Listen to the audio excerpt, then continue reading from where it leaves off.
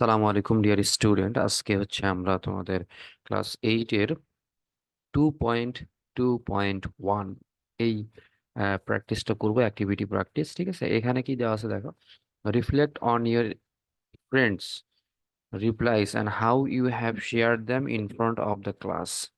মানে তোমার যে বন্ধুর উত্তরগুলো নিয়ে তুমি চিন্তা করো এবং শ্রেণীতে কিভাবে তুমি উপস্থাপন করেছো সেটা একটু ভাবো। Then discuss the following questions in pairs. তারপরে এই প্রশ্নগুলা, নিচের যে প্রশ্নগুলা, ফ্লোয়িং মানে নিচের নিচের প্রশ্নগুলা কি পেয়ারে জোড়ায় জোড়ায় বা গ্রুপে গ্রুপে আলোচনা করো। Next, share your answer with the whole classes. এরপরে তোমার উত্তরগুলো পুরা ক্লাসের সাথে কি করো, শেয়ার করো। ঠিক আছে, এরপরে দেখো, have you found any differences between the two sentences. তুমি কি দুইটা বাক্যের মধ্যে কোনো পরিবর্তন দেখতে পেয়েছো?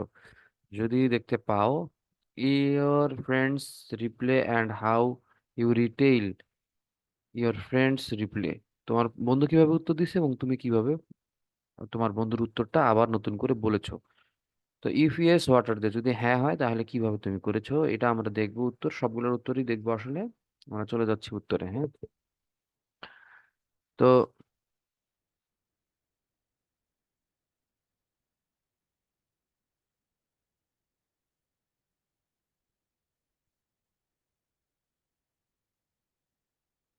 ওকে,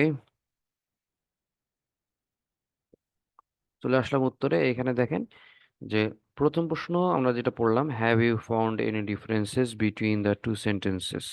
তুমি কি কোনো কি দেখতে পেয়েছো, ডিফারেন্স দেখতে পেয়েছো কিনা? হ্যাঁ, উত্তর হচ্ছে হ্যাঁ, আমি ডিফারেন্স দেখতে পেরেছি। কি difference? Yes, I have found some differences between the two sentence. আমি দুইটা বাক্যের মধ্যে কি একটু ডিফারেন্সেস বা পার্থক্য দেখতে পেরেছি। কি পার্থক্য? হোয়াট আর দে, এই যে প্রশ্নটা ছিল হোয়াট আর দে, তাহলে পার্থক্যগুলো কি? পার্থক্যগুলো হচ্ছে he answer directly and I retell it indirectly. সে সরাসরি উত্তর করেছে এবং আমি আবার নতুন করে তার কথাগুলোকে পরোক্ষভাবে বলেছি। ঠিক আছে, why have you made the changes, তুমি কেন পরিবর্তন করেছো? I have made some changes so that it's easier to understand to the others. আমি একটু পরিবর্তন করেছি যেন এটা অন্যদের কাছে বুঝতে সুবিধা হয়। Do you share any sentences without making any changes?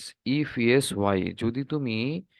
যদি তুমি কোনো ধরনের পরিবর্তন করে থাকো, মানে কোনো ধরনের পরিবর্তন না করে থাকো, তাহলে তুমি সেই বাক্যটাকে কিভাবে বলেছো সেটা একটু বলতে বলছে। আমি এখানে কোনো ধরনের পরিবর্তন করিনি, তোমরা আগের অ্যাক্টিভিটি ক্লাসে দেখবে কোনো ধরনের পরিবর্তন ছাড়া কোনো বাক্য বলা হয়নি, সব বাক্যের মধ্যে কিছু না কিছু পরিবর্তন ছিল। সো দ্যাটস ওয়াই এখানে আমার উত্তরটা হচ্ছে নো, আই ডোন্ট মানে আমি কোনো পরিবর্তন করি নাই। Okay, it's fine. এরপরের প্রশ্ন হচ্ছে, what are this two types of sentences your, দুই ধরনের বাক্য কি কি সেটা বলতে বলছে। They are call direct speech and indirect speech. এই বাক্য দুইটা ধরন হচ্ছে ডিরেক্ট স্পিচ এবং indirect speech. Do you think using this two type of sentence is necessary for communication? তুমি কি মনে করো এই বাক্য দুইটা ব্যবহার যোগাযোগের ক্ষেত্রে খুব প্রয়োজনীয়? আমি মনে করি হ্যাঁ, ইয়েস, অবশ্যই। আই থিঙ্ক সো, আমি মনে করি। ঠিক আছে, তো এইটাই হচ্ছে আমাদের কি উত্তর।